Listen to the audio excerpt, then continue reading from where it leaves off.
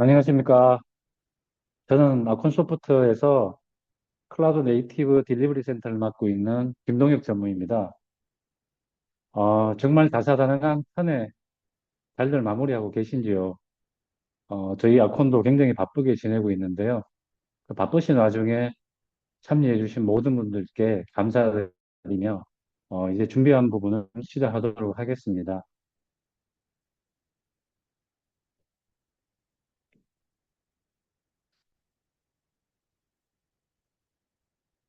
네, 오늘 준비된 내용은 MSA와 관련된 클라우드 네이티브 노하우와 사례에 대해서 말씀을 드리고, 그리고 그 사스 전환 성공을 위한 핵심 요건을 좀 중점적으로 살펴보겠습니다. 그리고 남은 시간에는 저희 아콘에서 어떤 부분을 좀 도와드릴 수 있는지 간단하게 짚어보도록 하겠습니다. 네, 먼저 네이티브에 대해서 좀 설명을 드릴 건데요.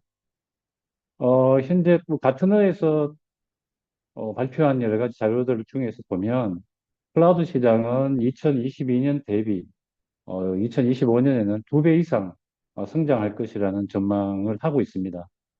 그 중에서도 특히 클라우드 네이티브 시장은 향후 10년간 16배 정도의 폭발적인 성장을 예상하고 있는데요. 최근에 이제 발표한 IDC에서는 국내 이제 홀클라우드 시장, 홀클라우드 시장이라 하면 보시는 바와 같이 클라우드 기반의 서비스 시장, 클라우드 전문 서비스 시장, 그리고 클라우드 환경 구축을 위한 소프트웨어, 하드웨어 및 관련한 서비스 시장을 포함한 전체를 말씀드리는 부분인데요. 전체 시장이 2023년에 이제 11조 9천억 원에서 2028년에는 24조 5천억 원으로 2배 이상 성장할 것으로 기대하고 있습니다. 특히 그 중에서도 퍼블릭 그리고 데디케이트 클라우드 서비스가 전체 시장에서 가장 큰 비중을 차지하는 등 성장을 주도하고 있고 연평균 약 21%의 높은 성장을 나타내고 있습니다. 국내에서는 올 24년부터 그동안 해왔던 그 클라우드 전환 사업들 중에서도 2030년까지 약 2조 8천억 원 규모의 여러 가지 사업들을 준비를 하고 있는데요. 굵직굵직한 것을 살펴보면 이제 공공 클라우드 전환 사업이 거의 행정 공공기관 1만 개 정도 시스템을 클라우드 네이티브로 전환하는 부분이 단계적으로 진행되고 있고요. 24년에 이미 몇 개 사업은 발주가 되고 이미 착수한 그런 과제가 되겠습니다. 그리고 디지털 플랫폼 정부 사업, 뭐 일명 DPG 사업이라고 하는데 디지털 플랫폼 정부위원회에서 주도하는 한 1조 3천억 원 규모의 사업이 계속 준비가 되고 있고요. 여기에는 뭐 디플전 허브라든지 테스트 베드라든지 뭐 API 개발 사업, 뭐 초거대 AI 여러 가지 사업이 포함되겠습니다. 그리고 K 클라우드 프로젝트라는 이제 과기정통부에서 진행하고 있는 사업이 있는데요. 국산 AI 반도체 기반의 클라우드 경쟁력 강화를 위한 AI 데이터 센터 구축, 그리고 AI 관련된 서비스, 그리고 사스 관련된 서비스 이런 것을 망라해서 사업을 진행하고 있습니다. 저희 이제 아콘 소프트도 클라우드 네이티브 전환 사업 중에 뭐 캐리스의 이학습트라든지 디플정의 이제 허브, 그리고 소방 방재청 등 사업에 일부나마 참여하고 있습니다. 뭐, 그 구체적인 예를 들어 살펴보면 24년에 발표된 클라우드 네이티브 사업들의 RFP와 이제 기사들인데요. 뭐 RFP 안에 이미 뭐 클라우드 네이티브, 데브옵스, 이미 그 다음에 또 데브세곱스, 그리고 기덥스도 요즘에 나오고 있죠. 그리고 멀티 클라우드 이런 내용들이 이미 포함되어 있고 어, 전체 사업에서 죄송합니다. 전체 사업에서 클라우드 네이티브에 대한 부분은 이제는 그냥 기본적으로 들어가 있어야지만 사업이 진행될 정도로 우리 깊숙하게 IT 사업 전반에 뿌리 내리고 있다고 생각이 됩니다. 뭐, 이 부분은 이제 가트너에서 발표한 2025년에 10가지 기술 트렌드인데요. 주로 내용은 AI에 대한 필요성, 그리고 위험, 그리고 새로운 컴퓨팅 영역, 그리고 기계와 인간의 시너지, 뭐 이런 내용인데, 그 중에서 살펴보면, 하이브리드 컴퓨팅에 대한 내용이 있고요.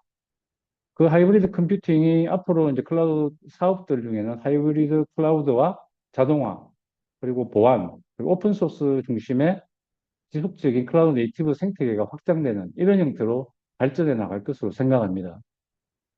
그래서 저희 이제 아콘도 파스 위에 사스, 그리고 클라우드 네이티브 개발 사업까지도 저희가 컨설팅 개발까지도 서비스 해드리고 있는데요.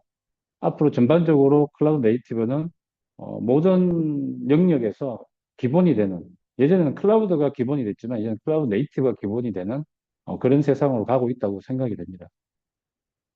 사실 오늘 준비를 여러 가지 하면서 이미 신청하신 분들과 그리고 그리고 또 어떤 업종에 계시는지, 그리고 어떤 업력을 가지고 계시는지를 많이 이제 고민을 했습니다. 근데 정말 넓은 영역에서 많은 분들이 신청을 해주셨기 때문에 특정 어떤 레벨에 맞춰서 그냥 얘기하기가 참 쉽지는 않은 부분이 있습니다. 그래서 조금 스펙트럼을 좀 넓게 해서 가져가는 부분 이해해 주시고 어, 이제 웨비나 이후에 필요한 부분은 뭐 Q&A 또는 나중에 별도로 문의 주시면 저희가 성실하게 부가적으로 말씀드릴 수 있도록 하겠습니다. 클라우드 네이티브, 뭐 이미 뭐 많이 듣고 계시고 이미 다 알고 있고 이미 보신 분도 있을 겁니다. 근데 말 그대로 클라우드 네이티브는 제가 느끼기에는 클라우드에 맞는 클라우드를 제대로 클라우드의 이점을 활용할 수 있도록 구성하는 것이다. 뭐 간단하게 이렇게 표현이 될 것 같습니다. 그래서 기존의 클라우드 시장은 뭐 저도 2017년 이후 계속 클라우드 쪽을 많이 이제 뭐 여러 영역을 일을 하다 보면 예전에는 클라우드 그러면 뭐 지금으로 조금 더 세밀하게 살펴보면 클라우드 이아스 중심의 어떤 온프렘 환경을 가상화되어 있는 가상의 영역에 있는 클라우드 자원을 옮기는 그게 클라우드라는 어떤 생각이 초반에 이제 지배적이었고 사실 그 부분을 중심으로 해서 이아스 중심의 클라우드 시장이 형성이 되고 그래서 그 기반에서 클라우드화 된다, 클라우드로 전환된다라는 부분이 상당수는 그냥 기존에 있는 뭐 서버라든지 베어메탈 장비에 있던 시스템들을 클라우드에 있는 이아스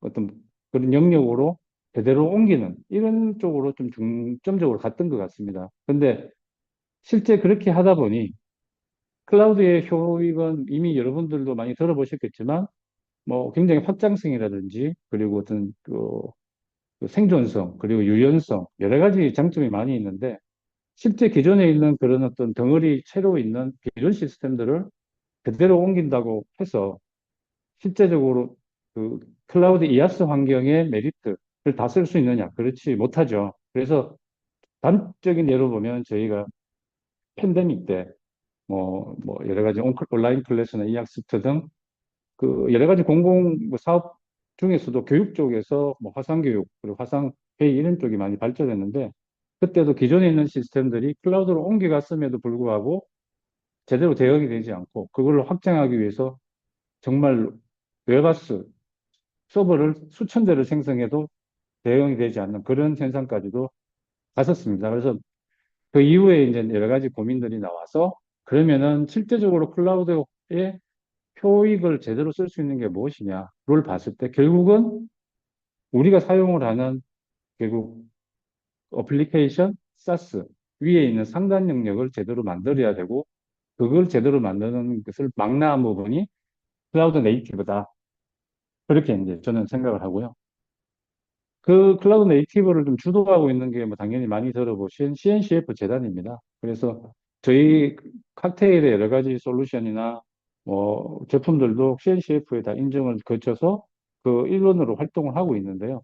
CNCF에서 실제 클라우드 네이티브에 대한 정의를 하고 있고 그 부분이 보시면 뭐 퍼블릭 프라이빗 하이브리드 클라우드에서 특정성 있는 어플리케이션과 그리고 컨테이너, 서비스 메시, 마이크로 서비스, 인프라 구조 등 또 선언적 API로 접근할 수 있는 여러 가지 어떤 기능과 뭐 규칙들을 제공을 하고 있습니다.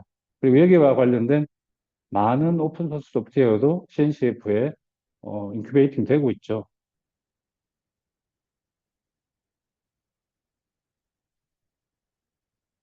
음. 네. 다음은 클라우드 네이티브의 단계를 잠깐 살펴볼 건데요.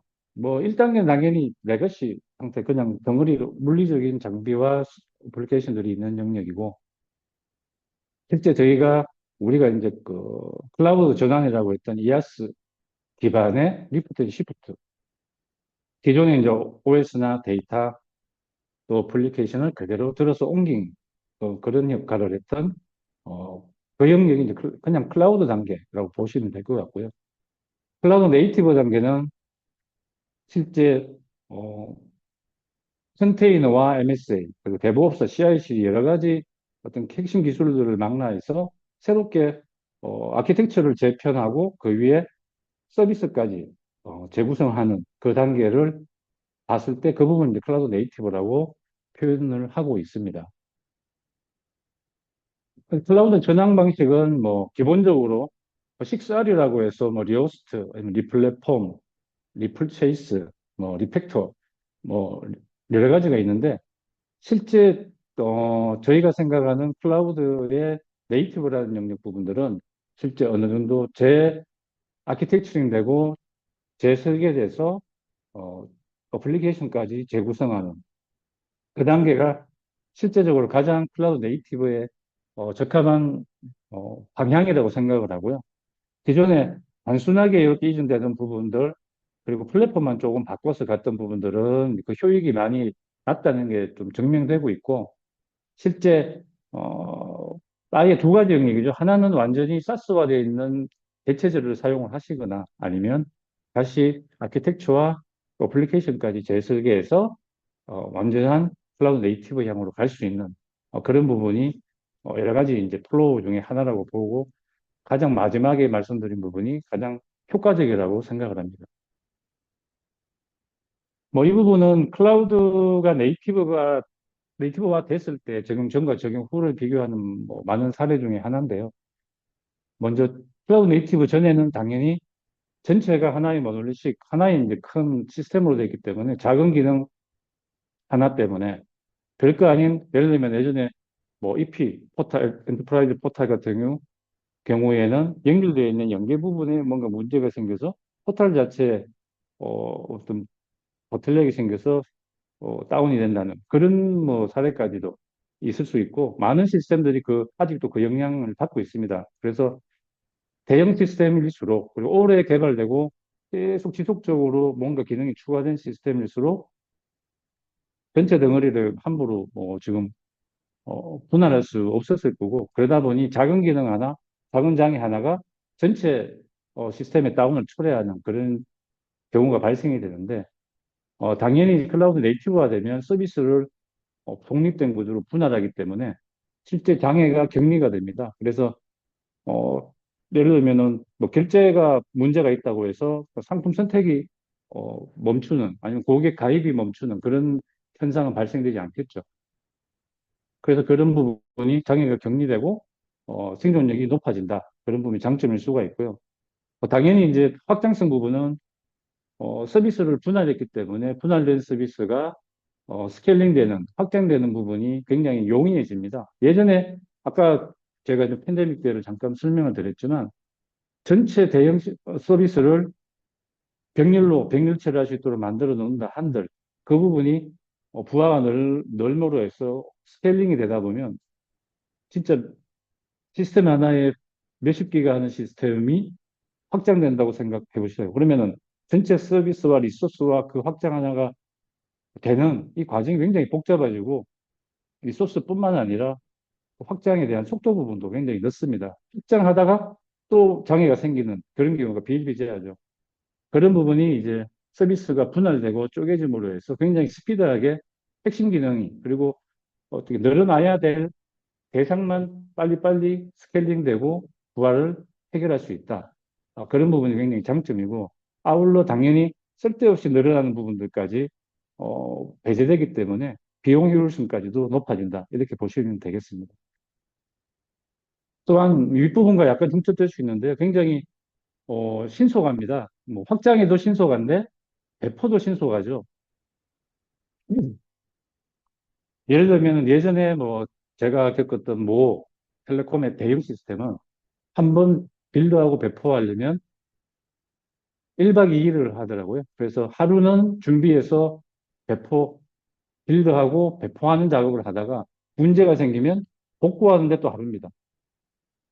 대형 시스템일수록 그런 게 굉장히 심각한 어떤 부하를 주게 되고 모든 사람이 그걸 다 대기를 해서 밤새도록 그 준비를 해서 하는 게 얼마나 이제 무거운 일일까요? 그래서 정기 배포 뭐 이런 게 굉장히 중요한 영역인데 서비스를 쪼개고 그리고 각각의 서비스가 별도로 개발될 수 있기 때문에 실제 고객이 요청하는 요구사항이 빨리 반영돼서 빨리 시장에 출시가 되고 그리고 변경사항이 빨리 필요한 부분에 반영이 돼서 각각 개별적으로 딜리버리 될 수 있는 배포가 끊임없이 돌아갈 수 있는 그런 영역을 제공하기 때문에 실제 시장 환경에 좀 더 민첩하게 대응을 하고 그리고 배포하는 여러 가지 과정에서 그런 어떤 리스크가 상당히 줄어들게 될 것 같습니다.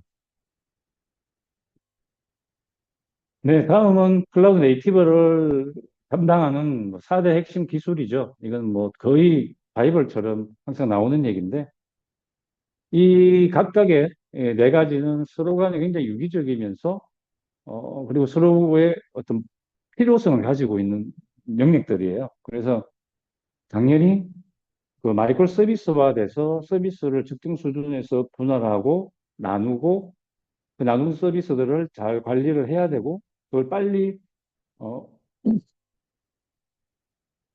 빨리 개발하고 배포를 해야 되는 상황이고요. 그러다 보니까 이제 마이크로 서비스화에서 나눈 부분들을 빨리 배포하고 경량화해서 빨리 활용을 하기 위해서는 컨테이너에 올려서 그리고 굉장히 유연한 환경에서 운영을 해야 될 필요성이 생겼고요. 그리고 각각의 이 서비스들을 빠르게 대응하고 빠르게 출시해서 빠르게 활용해야 되기 때문에 이 부분들을 잘 관리할 수 있는 게 바로 CI/CD고 이 CI/CD가 조직의 어떤 문화와 어떤 조직의 프로세스에 녹아 들어가서 전체적으로 이 클라우드 네이티브가 잘 작동되도록 해줄 수 있는 게 DevOps라는 생각을 가지고 있습니다. 하나씩 뒤에 조금 살펴볼 건데요. 뭐 마이크로 서비스는 당연히 말씀드린 바와 같이 기존에 이 모노리식으로 한 덩어리로 전체 뭐 구성되어 있던 하나의 시스템을 실제 서비스 단위로 다 나누게 되겠죠. 나누고 원칙적으로 DB도 다 각각의 서로 격리해서 나누는 구조로 하는 방식입니다. 그래서 기존에 이제 모놀리식 대비해서는 굉장히 뭐 개발과 수정이 용이하고 뭐 신규 기능을 추가하고 출시하고 그리고 하나하나 더 덧붙이기가 용이하고 그리고 각각의 기술 부분들이 이제 폴리그라하게 각각의 기술 스택으로 뭐 서로 간섭 없이 갈 수가 있고 개발자도 자기 영역을 자기가 빨리빨리 어, 개발을 하고 배포를 할 수 있기 때문에 효율성과 생산성도 향상되는 부분이 있습니다. 그리고 컨테이너 부분은 뭐 이미 컨테이너 부분들은 뭐 개념이 오래 전에 나왔지만 기존에 있던 어, 베어메탈 그리고 가상화 이후에 컨테이너화해서 실제 컨테이너는 내부에 OS 없이 이렇게 호스트 OS의 커널을 공유하고 그 위에 컨테이너 엔진 위에 그냥 바이너리와 라이브러리 그리고 어플리케이션이 바로바로 배포되는 환경이다 보니 굉장히 경량화되어 있습니다. 경량화되어 있고 그러다 보니 굉장히 빠르게 배포하고 운용할 수 있고 뭐 어떻게 보면 혹시나 문제가 생겨서 다운이 돼도 다시 재시작되는 속도가 굉장히 빠른 그리고 이식성도 굉장히 높은 어플리케이션화 될 수가 있습니다. 그래서 저희가 이제 전환, 마이그레이션을 할 때 보면 주로 컨테이너화 한다고 얘기를 많이 하는데 예, 컨테이너화 한다는 얘기를 많이 하는데 실제 컨테이너라이즈, 컨테이너화를 하면 실제 하부에 어떤 종속되지 않는 다양한 환경으로 어플리케이션들을 다 구동할 수 있는 장점을 느낄 수가 있습니다. 네.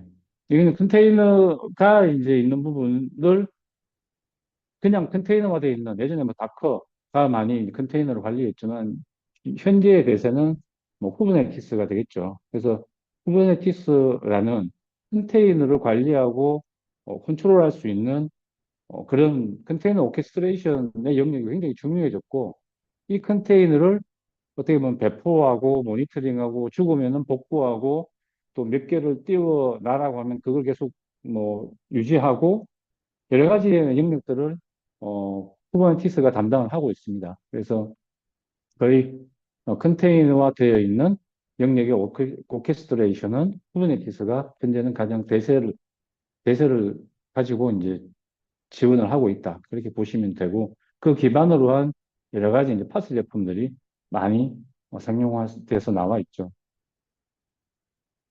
다음은 CI/CD와 DevOps 영역입니다. CI/CD는 뭐 많이 익히 들으셨겠지만, Continuous Integration, 그리고 Continuous Deploy 또는 Delivery입니다. 그래서 실제적으로 계속해서 자동화한 상태가 당연히 녹아 들어가 있고요.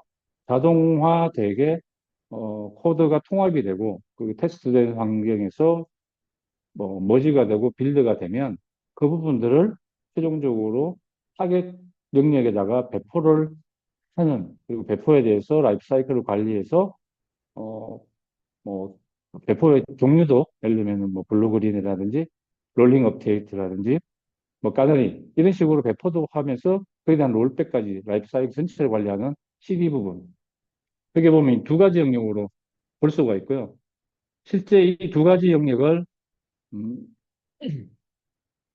두 가지 영역을 데브옵스화해서 실제 프로세스적으로 그리고 조직적으로 그게 유기적으로 갈 수 있도록 관리한다. 이렇게 이제 생각을 해주셔야 될 것 같아요. 오른쪽에 보시면은 뭐 데브옵스 쪽은 CI/CD를 기반으로 한 조직 전반적인 체계화 프로세스 및 개발 문화라는 성격이 굉장히 강하고요. 그리고 CI와 CD는 실제 거기와 관련된 도구의 성격이 굉장히 강합니다. 그래서 이 CI와 관련된 여러 가지 툴들, CD와 관련된 여러 가지 뭐 툴들, 이거 오픈소스로 이미 많이 나와 있고, 뭐 잠깐 그 흐름을 살펴보면 먼저 전체적으로 개발자들이 소스에 대한 커밋을 하게 되면 그 커밋된 부분들이 어, 컴파일이 되고 그게 실행 확률과 컨테이너 이미지가 생성되는 이제 빌리 단계를 지나게 되고 거기에 대해서 테스트 단계를 지납니다. 그 테스트가 되고 나면 그게 이제 뭐 스테이징 환경으로 갈 수도 있고요. 뭐 어떤 경우는 그 사업의 규모나 정책에 따라서 개발해서 운영으로 바로 가는 경우도 있겠죠. 그렇지만 통상적으로는 개발, 스테이징, 프로덕션 이런 단계로 해서 빌드가 이루어지게 되고 이 전체 사이클을 총칭해서 CI/CD이고 이 CI/CD의 전체 흐름을 구성하고 엮어주는 게 파이프라인이라고 생각을 하시면 되겠습니다. 근데 이걸 구성하는 방법은 실제 뒤에 보시면 크게 보면 두 가지라고 저는 생각을 하는데, 한 가지는 말 그대로 내가 그냥 다 구성하는 거죠. 오픈 소스 기반으로 해서 구성하는 방안이 하나가 있고요. 또 하나는 파스라고 하는 전체적인 그 어떤 플랫폼을 서비스로서 제공하는 어떤 상용 제품을 통해서 그냥 한 번에 작업할 수 있는 그 두 가지 영역이 있다고 봅니다.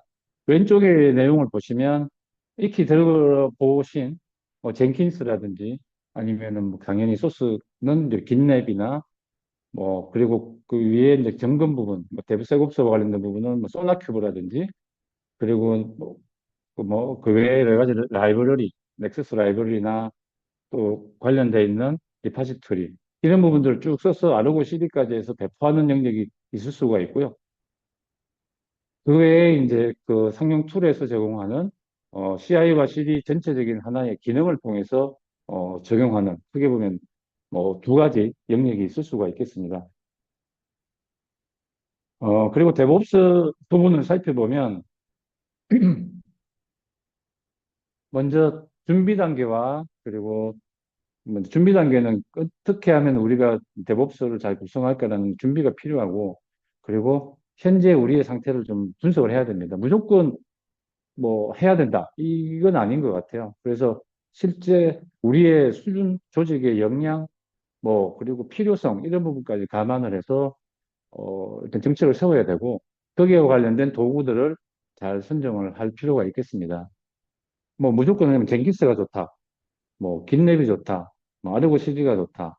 뭐, 이렇게 해서 무조건 따라가는 게 명사는 아니죠. 거기에 우리가 그걸 잘 핸들링 할 수 있는지, 우리 규모에 그게 가장 적정한지, 가장 최적의 옵션을 검토하는 단계가 좀 중요할 것 같고요. 그 이후에는 거기와 관련된 우리 내부의 파이프라인을 구성을 해야 됩니다. 그래서 그게 통합되고 자동으로 배포까지 갈 수 있는 정책을 세우고 거기에 따른 파이프라인들을 다 구성을 해서 실제 어, 개발자가 배포까지 사이클을 돌릴 수 있는 환경을 구성을 해야 되고 그 이후에 이제 자동화 영역으로 넘어가서 좀 더 그 공수를 줄이고 자동화돼서 어떻게 보면 효과적으로 활용할 수 있도록 그리고 비용도 줄일 수 있는 영역까지 고민을 해서 지속적으로 모니터링을 하고 발전시켜 나가야 조직의 어떤 역량으로 떨어질 것 같습니다.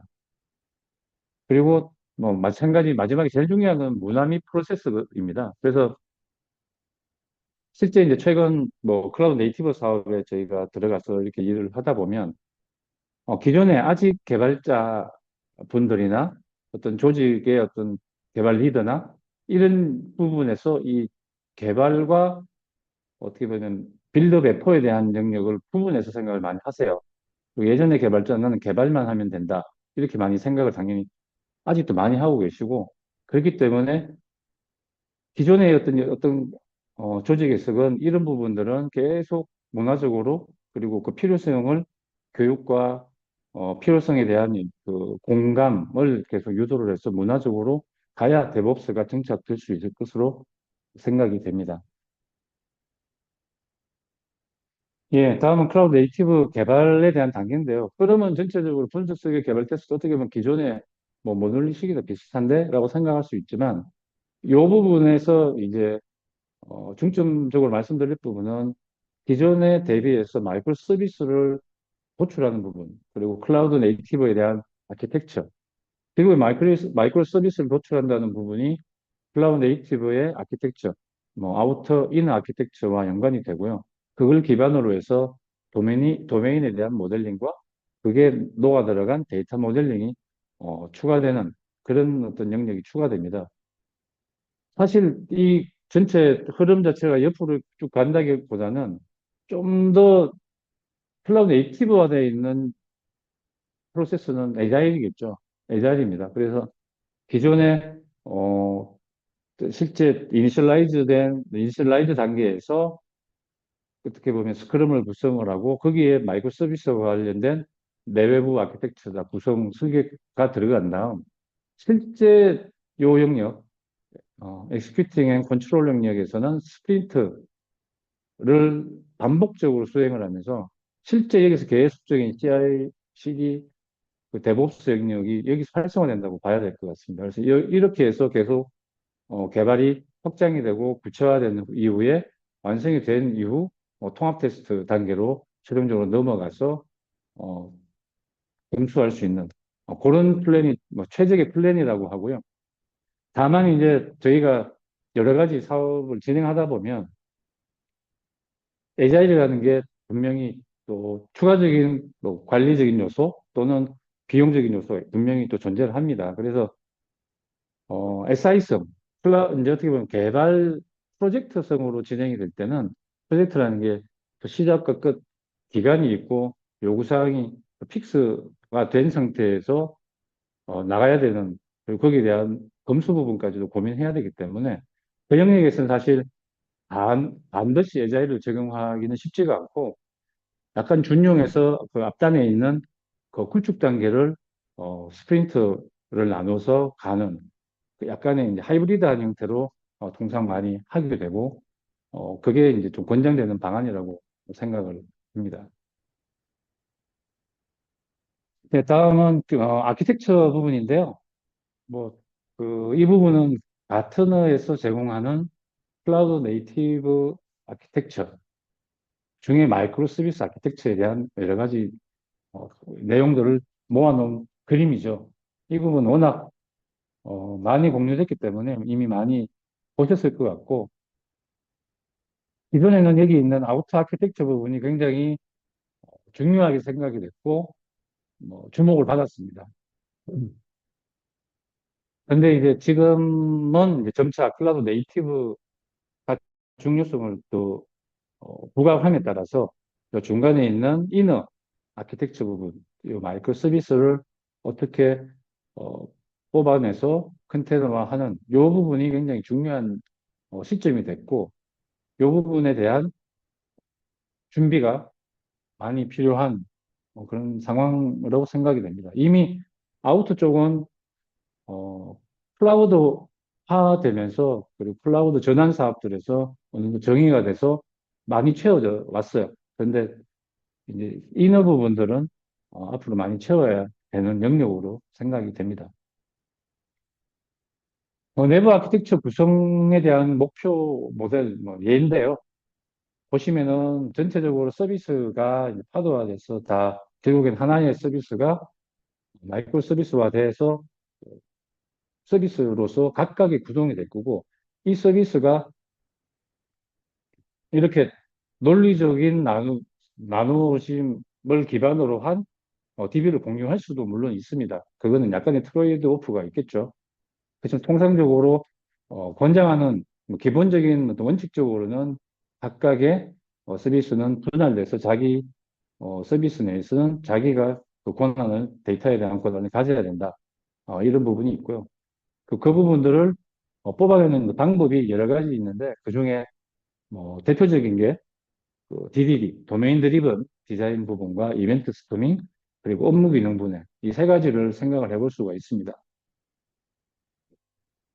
그중에 이제 보시면 DDD는 세부적인 업무 단위를 모델링하는 거고요. 그리고 이벤트 스토밍은 그것을 어, 도메인 전문가나 개발자 등이 다 참석을 해서 이벤트를 기반으로 마이크로 서비스를 도출해내는 방식이고, 업무 기능 분해는 좀 기존에 있는 어떻게 보면 시스템에 대한 경험을 많이 살려서 어느 정도로 이제 기능 중심으로 트랜잭션 중심으로 좀 분석을 해보는 약간의 이제 절충되는 형태라고 보시면 될 것 같습니다. 이벤트 스토밍인데요. 이벤트 스토밍 부분은 뭐 현재 가장 중요한 많이 쓰는 이제 기법이어서 잠깐 언급을 해드릴 거고요. 이벤트 스토밍은 먼저 주황색 포스트잇을 사용하여 이벤트를 도출하게 되는데, 먼저 주황색으로 이벤트를 도출하고 그리고 이제 파란색 포스트잇으로 커맨드를 뽑아냅니다.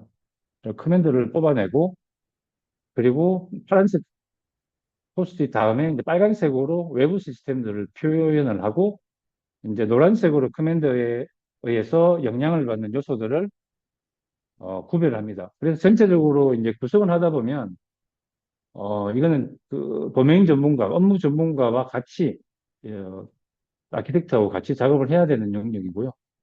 이벤트를 만들고 커맨드를 뽑아내서 각각의 익스터널 시스템을 도출한 다음 어그리게이스를 도출한 다음 바운드 텍스트를 도출해요. 그래서 이렇게 도출되어 있는 바운드 텍스트를 실제적인 하나의 경계 영역으로 보고 이 단위로 도메인 마이크로 서비스를 구성을 하든 아니면 이것을 좀 더 세분화하는 그런 형태로 마이크로 서비스를 구성을 하게 되고, 실제 마이크로 서비스를 구성을 할 때 이제 고민해야 될 부분들을 보면 무조건 뭐 잘게만 쪼개고 잘게만 뽑아낸다고 답은 아니겠죠. 그래서 마이크로 서비스 아키텍처를 적용할 때는 일단 빠르고 잦은 배포가 필요한가. 그래서 기본적으로 빠른 대응과 민첩성이 필요한 서비스인지를 이제 판단을 해야 되고, 그렇지 않을 경우에는 그 후보에서 제외하는 부분도 고민을 해야 된다. 그리고 진짜 성능 중심의 성능이 굉장히 중요한 서비스인가. 실제적으로 보면 클라우드화 돼서 갔을 때, 이제 저희도 이제, 현재 클라우드 네이티브화 돼서 개발되는 서비스도 저희가 참여해서 보고 있지만, 실제적으로 보면 가장 빠른 건 결국에는 그 서버 내에서 캐시 통신을 하고 내부에서 트래픽이 일어나는 게 가장 사실은 스피드는 빠르겠죠. 그렇지만 클라우드라는 건 기본적으로 네트워크 레이텐시를 가지고 있습니다. 그러다 보니 기존의, 기존의 서비스가, 어, 생존성, 죽지 않아야 된다는 걸 전제로 하는 서비스라면 클라우드의 서비스들은 죽더라도 문제가 없어야 되고 죽으면 빨리 재서비스 복구가 돼서 아무 문제 없이 서비스가 이 정상화돼야 된다는 게 사실 뒤에 숨어 있는 부분이 있습니다. 그 부분을 사실 큰 차이인데 그 부분이 늘어해서 사실 굉장히 쿠버네티스나 이런 정책적인 부분도 보면 하드가 죽을 수도 있다는 걸 전제로 모든 게 이루어지거든요. 근데 그게 아니고 이제 무조건 살아 있어야지만 된다라는 시스템이면은 그 부분은 클라우드 네이티브화에 한 번 더 고민해 볼 필요가 있는 시스템일 것 같습니다. 그래서 그런 식으로 보면 성능이 굉장히 중요하고 성능이 최고의 어떤 가치를 가지는 시스템이면 한번 하이브리드로 간다든지 아니면 별도의 구성 부분을 더 고민을 좀 복잡하게 할 필요가 있겠다 는 생각이고요.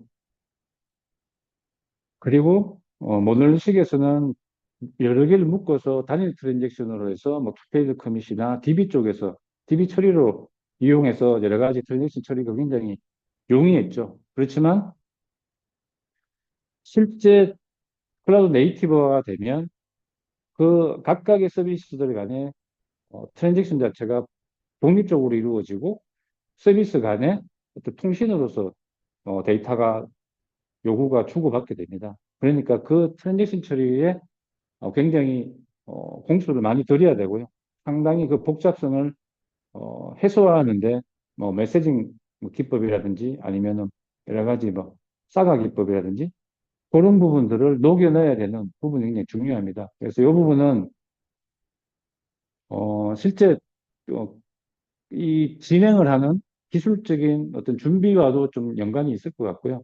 그래서 어떤 트랜잭션의 중요성까지도 한번 고민을 해서 마이크로 서비스화 하는 부분은 고출해야 되겠다.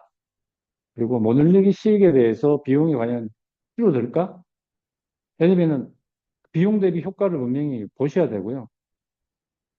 최근에 이제 공공 쪽에도 클라우드 네이티브 사업이 많이 나오지만, 그중에 진짜 클라우드 네이티브의 효익을 100% 그리고 그게 그 기존 대비 효과적이다라는 부분을 고민해야 될 부분도 분명히 또 보이거든요. 그렇지만 그런 부분을 고민을 해서 잘 설계를 하면 분명히 모널리식보다는 나아질 수 있겠다. 그 끝부분은 계속 나오는 얘기인데요. 조직에서 그걸 감당할 수 있는 개발 문화나 기술 스택이 좀 준비가 돼야 되고 그게 아니면 외부에서라도 전문적인 어떤 조직이나 컨설팅을 받을 수 있는 준비가 돼야 될 것 같습니다. 네, 외부 아키텍처입니다. 외부 아키텍처는 워낙 뭐 얘기들이 많이 나오고 있는데요. 외부 아키텍처는 말 그대로 각각의 중간에 있는 요 서비스들을 도와주기 위한 그리고 서비스가 흘러가는데 도움을 주는 앞단에 익스터널 게이트웨이, 뭐 API 게이트웨이 같은 그런 부분이나 아니면은 뭐 CI/CD와 관련된 거 아니면 뭐 모니터링, 그 오브저빌리티라고 모니터링과 로고 관리, 추적 관리, 뭐 이런 백엔드와 관련된 서비스들을 망라한 부분이고요. 다른 부분으로 보면 이런 영역이죠. 실제 서비스는 요 중간에 있지만 실제적으로 API 게이트웨이나 서비스 메쉬를 통한 트래픽, 라우팅, 서비스 디스커버리, 그 컨피그레이션, 디펜던시 매니지먼트 이런 영역들이 관리하는 영역과 데브옵스나 그리고 모니터링하고 연결할 수 있는 여러 가지 이제 서버 시스템들 이런 영역을 얘기를 하겠습니다. 예, 저희가 뭐 몇 가지 사업 중에 표준 그냥 샘플화해서 구성한 하나의 뭐 예고요. KT 클라우드라고 되어 있는데 클라우드의 앞부분 이제 인입이 들어오게 되면 전체적으로 구성 부분은 VPC라는 프라이빗한 그 네트워크로 분리가 될 거고 이걸 뭐 각각의 뭐 퍼블릭 영역, 프라이빗 영역을 다 나눌 수도 있습니다. 근데 이거는 그 보안의 수준과 필요성에 따라서 나누게 되고 앞단에 여러 가지 보안과 관련된 영역이 존재하게 되고 그 안을 나눈 다음에 로드 밸런스나 뭐 부하에 따라서 API 게이트웨이가 추가되거나 해서 그 서비스가 분할이 되겠죠. 분할이 되고 그 이후에 이제 클라우드 쿠버네티스 영역으로 들어오게 되고요. 이 쿠버네티스 안에 보면 또 프론트 엔드 서비스와 백엔드 서비스가 상호 또 인터페이스가 계속 일어나게 되고 기존에 이제 예를 들면 3티어 예전에 모노리식에서 뭐 웹으로 들어가서 와스로 가서 DB로 가는 단일 구조 외에 실제적으로 프론트에서 DB로 콜할 수도 있고요. 그리고 바로 외부에서 백엔드로 콜할 수도 있고 각각의 서로 서비스가 해도 콜할 수 있고 굉장히 그 방식은 다양합니다. 그렇게 다 구성할 수 있는 형태로 되어 있고 마찬가지 프론트엔드 쪽을 분리를 해서 별도로 구성할 수도 있고 백엔드를 별도로 구성할 수도 있고 역시 이제 DB도 별도로 DB는 대부분 별도로 프라이빗하게 구성을 하죠. DB도 구성을 하죠. 그렇게 해서 분할하게 되고 클라우드 롬에서 좀 더 보안 쪽이 중요성이 이제 부각이 되고 있습니다. 그래서 저희가 많이 서비스하고 컨설팅하고 있는 분들 보면 공공적으로 가려면 당연히 CSAP 인정을 받아야 되고 그러기 위해서는 여러 가지 보안이 만족이 돼야 되고요. 그래서 보시면 보안 쪽에 디도스와 관련된 부분 그리고 스팸 뭐 차단 부분, 침입 방지 이런 영역들이 앞부분에 이건 대부분 이제 퍼블릭 쪽에서는 CSP사에서 다 제공을 하는 형태가 되고요. 그 이후에 이제 각각 개별적으로 각 사에서 이런 부분을 구성할 수도 있겠죠. 그 외에 이제 추가적으로는 안쪽 내부를 뭐 DMZ 쪽이나 그리고 내부망 쪽, 뭐 DB나 와스 쪽도 이제 분리를 해서 쪼갤 수도 있고 노출시킬 수도 있습니다. 그거는 이제 정책적으로 결정을 할 수가 있고 그렇게 해서 보안적으로도 단계별로 구성이 하게 되어 있습니다. 이 부분은 저희가 공공 쪽에 CSAP 서비스를 위해서 구성해놓은 예인데요. 앞부분에 클라우드존에서 들어오는 부분이 다 보안, 뭐 파이월이나 뭐 IDS, IPS로 다 막혀 있고 와플을 통해서 걸러진 다음에 퍼블릭 영역으로 이 부분은 이제 노출이 돼 있죠. 이제 프론트 쪽은 노출을 시킨 형태가 되고요. 그리고 이걸 좀 분할을 해서 어, 서비스가 안쪽에서 컨트롤하는 백엔드 서비스까지 관리를 하게 되겠습니다. 그리고 별도로 이제 CI/CD 부분도 구성이 되게 되어 있고요. 실제 이 구성하는 방식이 굉장히 그 사업의 형태나 트래픽이나 보안 수준이나 따라서 굉장히 여러 가지가 있습니다. 뭐 꼭 여기에 있어야 된다, 안 있어야 된다가 기술적으로 문제가 있는 부분보다는 정책적이거나 보안과 관련된 부분이 굉장히 중요해서 이 부분들은 그, 활용하시는 영역에 따라서 준비해 주시면 감사하겠습니다. 예, 그리고 다음은 아키텍처, 뭐 어플리케이션이 녹아 들어있는 아키텍처 부분이고요. 이 부분을 보시면 어, 하부에 이아스 영역 위에 파스라고 표현되어 있는 각각의 컨테이너를 관리할 수 있는 여러 가지 서비스, 파스 서비스, 플랫폼 서비스 영역이 있고 그 위에 각각의 서비스들이 구성되어 있는 이런 형태로 어플리케이션이 구성이 됩니다. 실제적으로 그 클라우드 네이티브 CNCF를 보시면 굉장히 많은 오픈 소스 소프트웨어가 있어요. 그래서 클라우드 네이티브가 되기 위한 각각의 영역, 여기 보시면 뭐 네트워킹, 그리고 클라우드 서비스, 시큐리티, 컨테이너 앤 오케스트레이션, 인프라스트럭처, 에즈 코드, 오브저빌리티, CI/CD 뭐 이런 영역별로 보면 이 눈에 익은 게 굉장히 많이 있으실 거예요.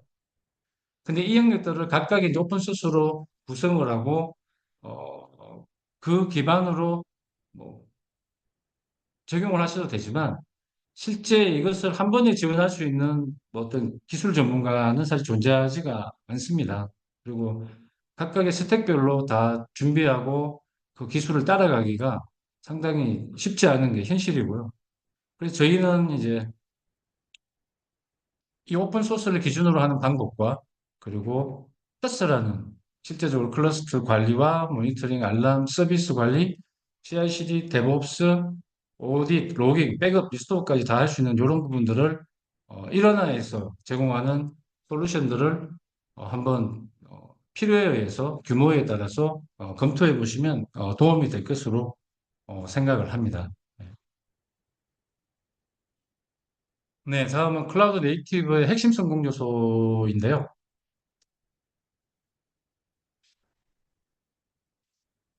예, 실제 클라우드 네이티브가 성공하려면은 무엇보다도 조직 문화가 함께 따라가야 될 것으로 생각이 됩니다. 그냥 기술이 좋으니까, 이게 좋다니까 해야 돼. 너희들은 따라와. 이렇게 구성해서는 사실 그 개발에 녹아들기가 어려울 것 같고요. 그리고 거기에 따라서, 어, 제대로 된 비즈니스가 구성되기는 쉽지 않을 것으로 생각이 됩니다. 그리고 기술적인 역량이 사전에 충분히 확보돼야 되는데, 어, 앞에서 말씀드린 컨테이너에 대한 기술, 그리고 컨테이너를 관리할 수 있는 당연히 뭐 쿠버네티스라는 컨테이너 오케스트레이션 툴에 대한 내재화가 필요할 거고요. 그리고 마이크로 서비스 아키텍처에 대한 어, 기술력, 그 부분도 사전에 준비가 되어야 됩니다. 그리고 자동화된 CI/CD 파이프라인을 구축할 수 있는 역량도 있어야 되겠죠. 그리고 이 부분들이 어, 확보가 된 상태에서 진행을 해야 될 것 같고, 실제 그걸 운영을 할 때는 어떤 자동화를 위해서 지속적으로 어떤 비용 절감과 효율성을 올려야 되는 부분이 프로세서에 녹아 들어가야 되고, 그리고 예전과 대비해서 서비스가 굉장히 많아요. 뭐 어떤 프로젝트 같은 경우는 간단하게 나눴지만 현재 돌아가고 있는 서비스만 기존에 한 개에서 뭐 벌써 뭐 100 몇십 개 이렇게 올라가기도 합니다. 근데 그렇게 되면 관리하는 게 상당히 쉽지가 않고, 그 부분을 가시화해서 보고 관리하고 로깅하고 보안을 추적하는 부분도 병행해서 굉장히 중요하게 다뤄줘야 되고 준비가 돼야 됩니다. 그리고 당연히 지속적인 성능 부분이 업그레이드가 돼야 되고요. 그리고 이제 전환 과정에서 어려운 부분은 이제 기술적인 복잡성, 그리고 조직적 저항이라고 표현했지만 쉽지 않은 기술 부분에 따라가기가 쉽지가 않다는 부분이고요. 예. 그리고 비용 부분도 최적화해서 진행해야 되겠다. 네, 이 부분은 비슷하니까 넘어가겠습니다. 그리고 이제 사스 전환에 대한 핵심 요건인데, 사스 부분은 실제 뭐 아시다시피 기존에 이아스, 파스, 사스가 있을 때 사스는 기존에 구성되어 있는 거를 인터넷을 통해서 퍼블릭하게 액세스가 되면서 사용자는 자신이 사용하는 만큼 과금하고 쓰겠다, 그런 개념이 강하고요. 사스의 어, 장점은 비용이 절감되고 유연성과 확장성을 제공하고 빠른 배포나 업데이트가 가능하다, 이렇게 볼 수가 있겠습니다. 예, 이게 사스의 단계가 크게 네 가지인데요. 대부분 이제 사스가 제대로 이제 사스화 됐다라고 보는 부분은 이제 한 3단계, 모든 테넌트가 각자의 영역을 공유하고 서비스를 독립적으로 수행할 수 있어야 됩니다. 예, 장점은 아까 말씀드린 부분이고요. 그 사스가 이제 제대로 구성되려면 총 6가지 핵심 요건이 있습니다. 뭐 크게 보면 이제 멀티 테넌시, 그리고 사용자 중심의 셀프 서비스가 돼야 되고, IT 자원을 공동 이용해야 되고, 서비스가 측정 가능해야 됩니다. 그리고 범용 네트워크 접속으로 해서 어, 쓸 수가 있어야 되면서 신속한 탄력성을 제공해야 되는데, 이 6가지는 사실 클라우드 산업협회라는 쪽에서 저희가 이제 정부 과제를 할 때 클라우드 서비스 산업협회에서 제공하는 클라우드 서비스 확인제라는 게 있어요. 그래서 그 부분에서 반드시 만족해야지만 과제 이제 그 인정을 받을 수 있는 핵심 6가지라고 보시면 되고, 이 부분은 상당히 중요합니다. 그래서 각각 잠깐 살펴보면, 멀티 테넌시는 당연히 사용자는 각각의 테넌트 아이디별로 해서 구분이 돼서 자기 영역을 격리된 상태에서 자기 서비스만 볼 수가 있어야 돼요. 그리고 그거별로 구성을 할 수 있어야 되고, 데이터도 DB를 나누든 아니면 테이블을 나누든 그 안에 어떤 스키마나 롤 베이스로 나누든 수준에 따라 다르겠지만 격리에서 사용자는 자기 서비스만 할 수 있어야 된다. 그리고 또 하나의 핵심적인 부분은 사용자가 셀프 온보딩이 가능해야 됩니다. 그래서 자기가 어, 서비스를 선택하고 자기의 서비스를 결정을 하면 거기에 따라서 자기의 서비스가 런칭될 수 있는 그런 형태로 제공이 돼야 되고요. 그리고 IT 자원의 공동 이용과 서비스 측정이라는 부분은 어떻게 보면 클라우드 위에 올라가야 되는, 그리고 그 부분이 어, 공유해서 서비스를 효율적으로 쓸 수 있어야 된다는 영역으로 보시면 됩니다. 그래서 이 부분들은 예를 들면은 클라우드에 올려서, 그리고 떻게 보면 뭐 파스나 아니면 클라우드 서비스를 활용해서 여러 가지 대체할 수 있는 영역으로 보시면 되고, 마찬가지 범용 네트워크 접속은 서비스가 인터넷을 통해서 위치와 단말기와 관련 없이 다 접속할 수 있어야 된다는 부분이고요. 신속한 탄력성은 쉽게 생각하면 오토스케일링이 돼야 된다는 부분이에요. 사용자 수나 서비스의 트래픽에 따라서 늘어나고 줄어들고가 가능해야 된다. 그래서 이 6가지 요소가 가장 핵심적으로 체크하고 반드시 만족해야지만 통과되는 영역입니다. 그리고 또 한 가지 중요한 게 있는데 12 팩트스라고 하죠. 12가지의 이제 사스 앱을 만들기 위한 방법론인데, 이 부분에는 또 기본적으로 어, 사스 개발을 위한 방법론 이렇게 보시면 되고요. 에자일과 데브옵스 원칙을 기반으로 해서 프로그래밍 언어와 관계없이 백엔드 서비스를 어떤 걸 사용해도 적용할 수 있는 어떤 원칙을 정해놓은 거예요. 그래서 여기 보시면은 총 12가지가 있는데, 먼저 코드 베이스부터 종속성, 설정, 그리고 백엔드 서비스, 빌드 배포 실행, 프로세스, 포트 바인딩, 그리고 동시성, 회귀 가능, 개발 운영, 일치, 로그, 운영 관리 프로세스 12가지입니다. 이 각각의 이제 각각만 해도 굉장히 헤비한 주제이기 때문에 뭐 언급만 오늘은 할 수밖에 없고, 다음 시간이나 질의를 주시면 요건 세밀하게 별도 말씀드리도록 하겠습니다.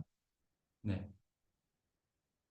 그리고 끝으로 저희가 이제 앞부분에 말씀드렸지만 굉장히 많은, 어떻게 보면 많은 기술 스택과 그 부분들이 모아져서 클라우드 네이티브와 사스가 구성이 될 건데, 그 부분들을 저희 아콘에서는 뭐 컨설팅이라든지, 그리고 일부 전환 구축, 그리고 파스 영역의 어떤 제품으로서 저희가 서비스를 드릴 수가 있다는 것을 마지막으로 말씀드리면서 마치도록 하겠습니다.